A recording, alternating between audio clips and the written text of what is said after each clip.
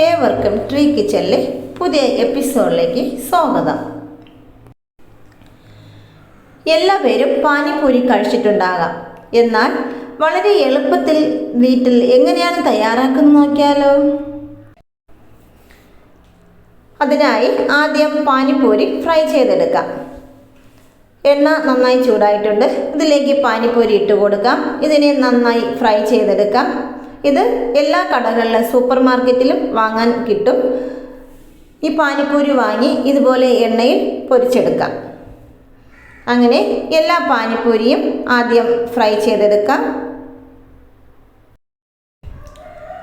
അങ്ങനെ ഇതാ എല്ലാ പാനിപൂരിയും ഫ്രൈ ചെയ്തെടുത്തിട്ടുണ്ട്. അടുത്തതായി ഇതിലേക്ക് ആവശ്യമായ ബാറ്റർ റെഡിയാക്കിയെടുക്കാം. കടുക് പൊട്ടിച്ച ശേഷം 2 സവാള ചെറുതായി അരിഞ്ഞത് ചേർത്ത് കൊടുത്തിട്ടുണ്ട്. ഇതിനെ നന്നായി വഴറ്റിയെടുക്കാം. സവാള എളുപ്പത്തിൽ വഴറ്റി കിട്ടാനായി ഉപ്പും മഞ്ഞൾപ്പൊടിയും ചേർത്ത് കൊടുക്കുന്നുണ്ട്.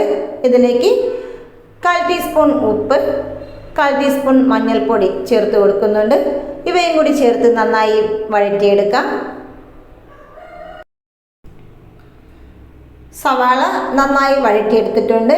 ഇതിലേക്ക് ക്യാരറ്റ്, പച്ചമുളക്, ബീൻസ്, ഉരുളക്കിഴങ്ങ് ഇത്രയും ചേർത്ത് കൊടുത്തിട്ടുണ്ട്. കാബേജ് വേണമെങ്കിൽ അതും ചേർക്കാം. ഇത്രയും ചേർത്ത് നന്നായി വഴറ്റിയെടുക്കാം. പച്ചക്കറി നന്നായി വേവിച്ചെടുക്കാം. ഇതാ ഇവിടെ പച്ചക്കറി നന്നായി വേവിച്ചെടുത്തിട്ടുണ്ട്. ഇതിലേക്ക് 1/4 ടീസ്പൂൺ മല്ലിപ്പൊടി, 1 ടീസ്പൂൺ മുളക് പൊടി, 1/4 ടീസ്പൂൺ ഗരം മസാല ഇവയും ചേർത്ത് കൊടുത്ത ശേഷം നന്നായി മിക്സ് ചെയ്തെടുക്കാം. ഈ പൊടികളുടെ പച്ചമണം മാറുന്നത് വരെ നന്നായി മിക്സ് ചെയ്ത് വഴറ്റിയെടുക്കാം. പാനിപൂരിക്ക് ആവശ്യമായ ഫില്ലിംഗ് റെഡി ആയിട്ടുണ്ട്. ഇത് നമുക്ക് തയ്യാറാക്കിയെടുക്കാം. ഇവിടെ ഇതാ പട്ടാണിക്കടല വേവിച്ചെടുത്തിട്ടുണ്ട്. പച്ചക്കറി വഴറ്റിയത് എടുത്തിട്ടുണ്ട്. ടൊമാറ്റോ സോസ് എടുത്തിട്ടുണ്ട്. ഇതാ ഇവിടെ പാനിപൂരി ഫ്രൈ ചെയ്തെടുത്തിട്ടുണ്ട്. ആദ്യം ഒരെണ്ണം എടുത്ത് പൊട്ടിച്ച ശേഷം ഇതിലേക്ക് വഴറ്റി വെച്ച വെജിറ്റബിൾ ചേർത്ത് കൊടുക്കാം. ഇതുപോലെ ഇതിൻ്റെ ഉള്ളിലേക്ക് നിറച്ച് കൊടുക്കാം.